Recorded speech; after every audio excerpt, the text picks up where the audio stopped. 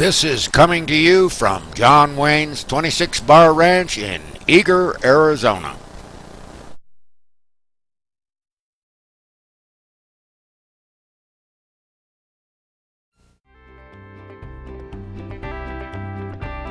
My name is William T. Brooks. I was born in Phoenix, Arizona in 1931. But most people just call me Chili Bill. They'd call me Chili Bill because back in the 1960s, I won the Universal Chili Society World Championship. But my real claim to fame is the fact that I was John Wayne's personal pilot, the Duke. Let's take a little fantasy flight to John Wayne's 26 Bar Ranch, just like it was back in the 60s and 70s when he was still here. But we're going to go by Lear Jet. Duke liked to sit in the co-pilot seat, but he was 6'4" and he was too large to sit there, so he had to sit in the back of the bus. Check all the instruments. Make sure everything is the way it should be.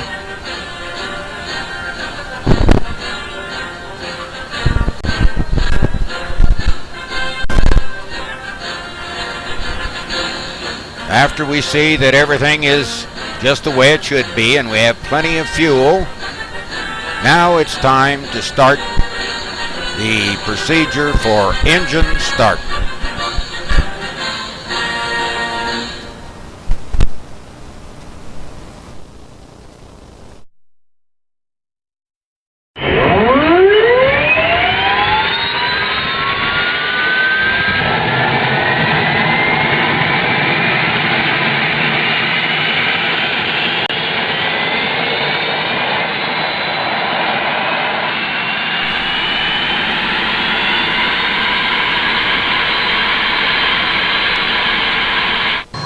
After getting clearance, we taxi out to the active runway and wait for our clearance for takeoff.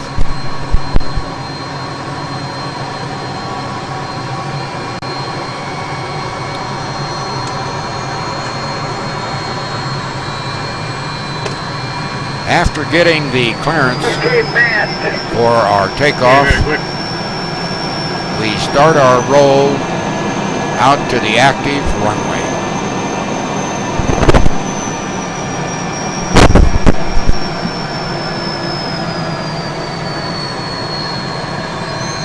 Lear 24, cleared to launch, cleared to your keys. Matt will be landing and rolling off at Delta. Okay, understand clear to launch ahead of Matt, and we're rolling now for Lear. Roger that. We add 110% on the throttles. We're on the roll.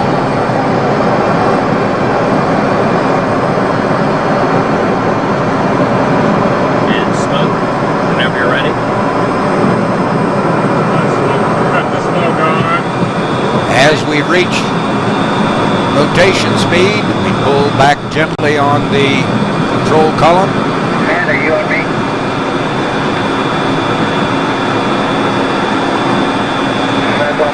And we are airborne.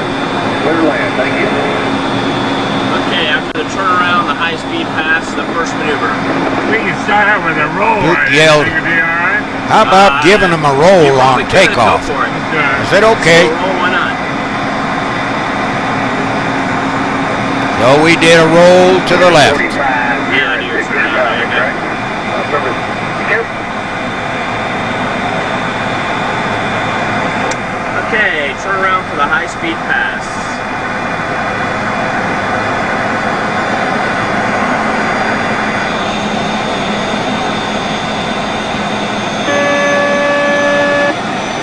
Then Duke said, "I think you ought to give them a high-speed, low pass to wake everybody up down there before we head over to the ranch." I said, "Okay." Okay, keep it turning, pull it inside, runway's on the right side there, you're looking good. We're on the 500-foot line on this one, so you got no problem.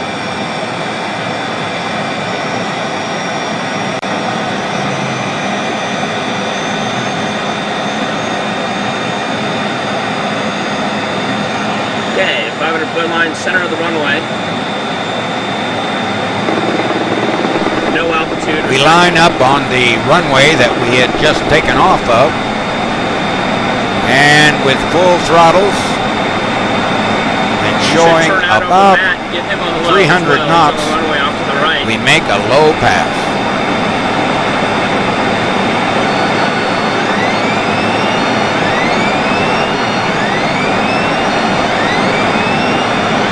Then we pull up, take up our heading to the east, okay, turn around to the 26 bar. Turn around to the barrel roll.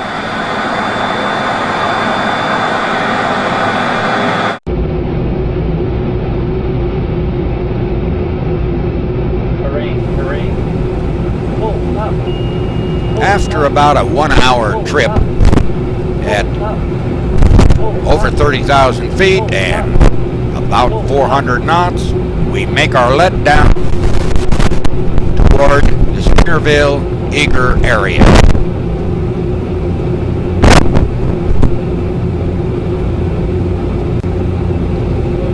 And we follow the road in from Shiloh that goes east over to Springerville and Eager.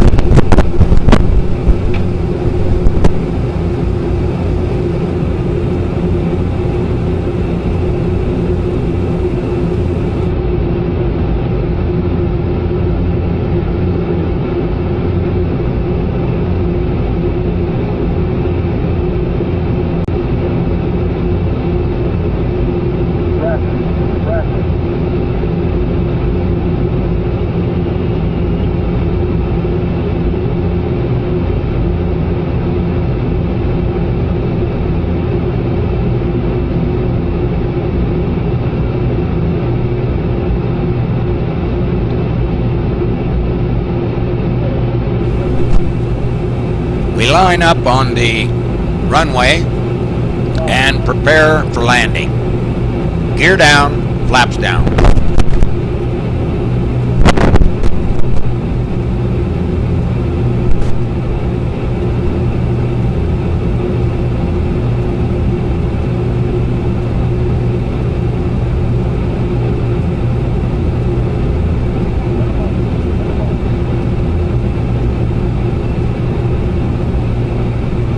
Over the end of the runway.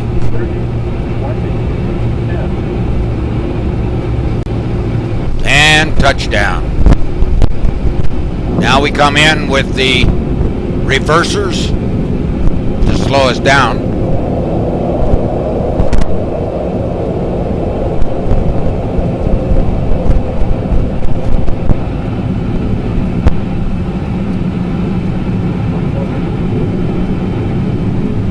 And start our turn to the left to get off the runway and head for the parking area. Warning. Strobe, recognition light. Trim, flat, spoilers, light. Start.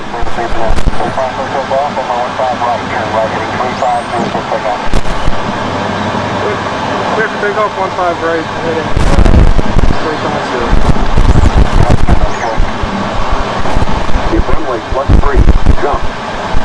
After takeoff. And the line boy motions us in. And we come to a full stop. And crank the engines down. The 26 Bar Ranch. I'm a roving cowboy. Every year at the 26 Bar Ranch, Duke and his partner Louis Johnson had a cattle sales. And here's some of the fans mobbing Duke. All my heart is yonder on the lone prairie. Oh, carry me back to the lone prairie, where the coyotes howl and the wind blows free. And when I die, you can bury me. Everyone wanted to have their picture taken with John Wayne.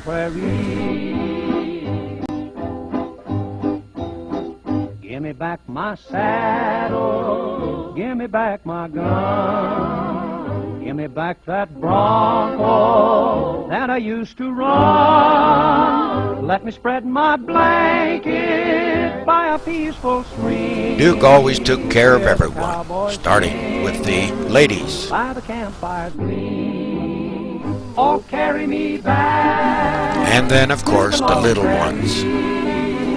Where the coyotes howl and the wind blows free, and when I die, you can bury me. Then this young couple just had to have their picture taken with John Wayne.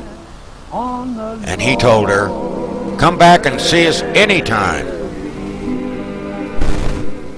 It would be many times when he just didn't have the money to pay for the trips. Now remember, Duke was a very generous man, and he would just give away his money, even though he was making millions in the movie business. Now, he would say something like, "Bill, I'm a little short on cash.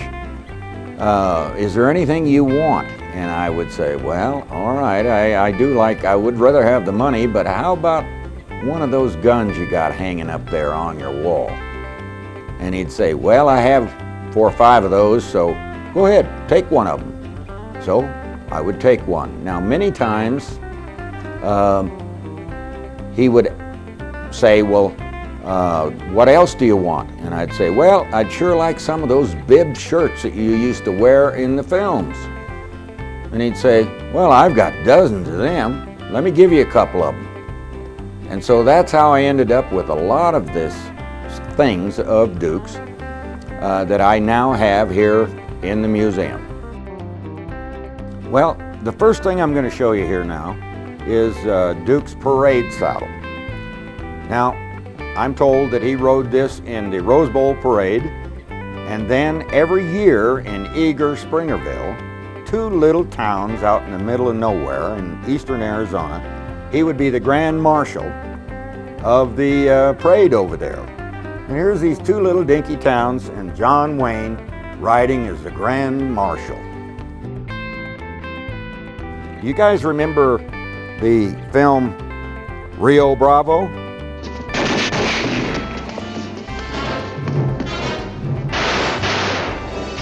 Well, watch him. I'm going after Duke. You get along with him, I would. Well, here's Stumpy's shotgun. And right down below it is Stumpy's jug. Now we move on over here, and you'll see one of Duke's hats back here. And then, remember the film True Grit, when he says, "Fill your hand, you son of a bitch!" And he spins his rifle, and then they charge each other, and all the shooting starts. That's it.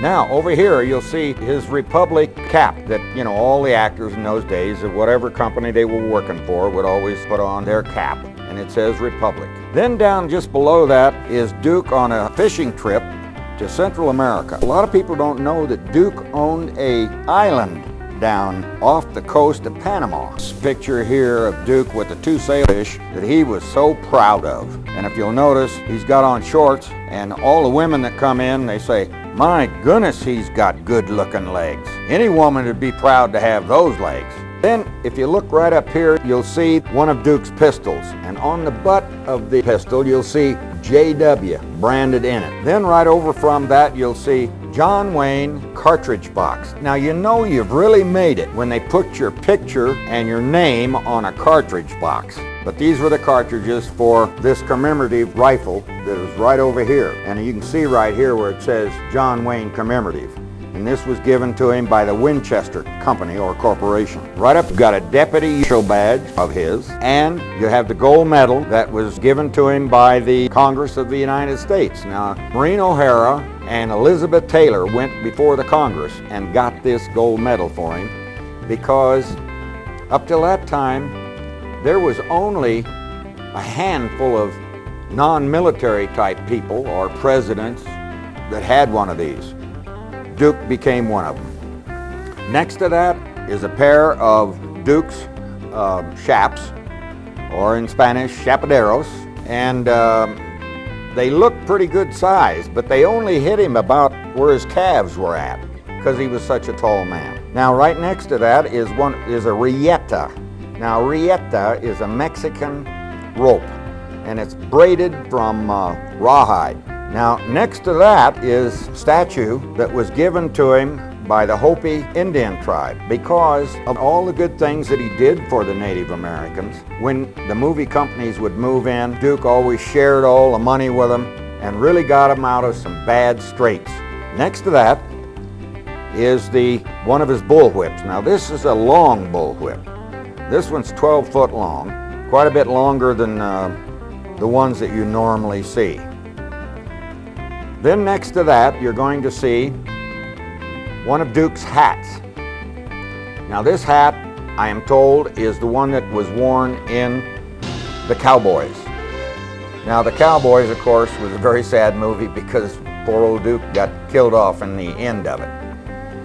And he would put on different hat bands, you know, for different movies. You can see how worn it is right there in front where he used to grab the hat. Well, that's it. You've all heard about Red River. Well, Red River was a big film for the Duke. And here's the buckle, Red River D. Now, next to that is a very special pistol. This pistol was one of 4 pistols that were used in the film The Shootist. Now, The Shootist was his last film. In those days, the pistols were supplied by Duke. One of Duke's friends had started a company, and his friend's name was Audie Murphy. Does anybody remember Audie Murphy? He was the most decorated hero in the Second World War. Well, when they came back from the war, they found out that Colt Arms had quit making the Peacemaker. So they all wondered where they were going to be able to get the Frontier-styled pistols to be used in the films. Well, Audie Murphy went to Spain and Italy and had them made up there, and then he shipped them back to the United States. And so most of the pistols that you saw in the 50s, 60s, 70s, maybe even the 80s, were by his company, which was called Great Western Firearms. So that's the pistol. One of the pistols out of the Shootist. There was 4 of them. Duke owned them all. Now, 2 of them are in the Western Hall of Fame in Oklahoma, but here's one of them right here. Now, here's a picture that Duke gave me years ago, 1947. I was 16 years old and I was an extra in the old movie, The Angel and the Bad Man.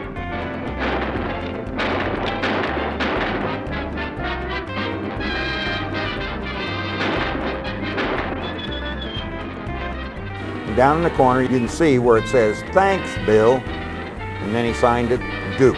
Now, he gave, not just to me, he gave these to all the cast and crew. We were just young kids, and that's how we made our money in the summer. We went north to get into the movies. Right down here, you'll see Duke's favorite drink, and that is called Salsa Commemorativa Tequila. And it's a very special tequila in that it's the best one that Salsa makes. In those old days, it cost $28 a bottle. I wouldn't even want to think what it would cost today. Then you'll look down here and you'll see this Civil War pistol. This was one of his prized possessions because it's a real Civil War pistol. 1851 was when that was made. And then up here you'll see a pair of Duke's boots. Now, Duke had very small feet for as large a man as he was. Remember, he was 6'4", and if he wore 2-inch heels, he was 6'6", and he only wore a 10.5D boot. So what they used to do, they'd put size 12s on him, then they would stuff the toes of the boots with toilet paper so that his feet would match the rest of his body in the films. Then down below those, you'll see a picture of 2 of Duke's young children. Ethan, and I think that's Arisa in the middle, and then his secretary and sweetheart for the last 7 years of his life, Pat Stacy. Then of course there's Duke, and And there's old Chili Bill right there. I was picking him up, and this picture was taken in the backyard of his house there in Newport Beach. We was picking him up to take him over to the ranch. As we move on around here on this side, you'll see Ward Bond's shotgun. If you'll remember, Ward Bond was in a lot of his movies, and one of his best friends, and this is Ward Bond's shotgun. Down here are a bunch of his branding irons. Then over here you'll see the clacker board. You can read on here where it says The Shootist. The director was Siegel. This was scene 1, take 1 in 1976. Of course, up here above it is the saddle from The Shootist. Now, if you look closely, right underneath there you'll see where it says J.B. Books. Well, J.B. Books was the part that the Duke played in this film of his, which was the last of his films. And one other thing here, when we finish this little tour, is the fact that if you look over on this wall, well, I got a call from a famous artist in London, England, and his name was Graham Liggett. And he said that he wanted to do a picture of John Wayne in Monument Valley, but he had never been to the United States. And he wondered if I could send him some pictures of Monument Valley. So I did. A few months later, this picture arrived at my house from London, England. And I opened it up, and lo and behold, it was a beautiful picture of John Wayne in Monument Valley, standing with his horse between what is called the mittens. But in the picture also was Chili Bill on his horse. So here we had John Wayne on Old Dollar and Chili Bill on his horse, Silver. So that's the story of Duke and me and how this collection came to be. Duke said, "We've had a great 3 days here at the ranch, but it's time to get back to work." So we went out to the airport, climbed in the Lear Jet, 100% power, and we were on our way home. Then for the people on the ground that had come to see Duke off, we made a high-speed, low-altitude pass with the smoke system on, then made our turn to the west, and we were on our way home. John Wayne's 26 Bar Ranch in Eager, Arizona.